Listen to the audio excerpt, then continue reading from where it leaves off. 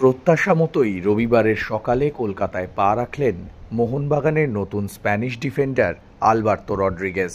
মোহনবাগানের নবাগত স্প্যানিশ ডিফেন্ডারকে নিয়ে ইতিমধ্যেই প্রত্যাশার পারদ চড়ছে। ৩১ বছর বয়সী এই ডিফেন্ডার মোহনবাগানে আসার আগে পার্সিবে খেলতেন। ৬ ফুট ৩ ইঞ্চি উচ্চতার এই সেন্টার ব্যাক নিজের উচ্চতাকে দুর্দান্ত কাজে লাগাতে পারেন। এখন দেখার সবুজ মেরুন জার্সিতে নিজেকে কতটা মেলে ধরতে পারেন তিনি। রবিবার ছুটির দিনে আলবার্তো রড্রিগেজকে কলকাতায় স্বাগত জানাতে বিমানবন্দরে উপস্থিত ছিলেন কয়েকশো বাগান জনতা।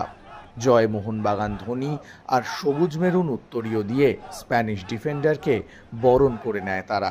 বিমানবন্দরে উপস্থিত হয়ে রীতিমতো চমকে গেলেন আলবার্তো।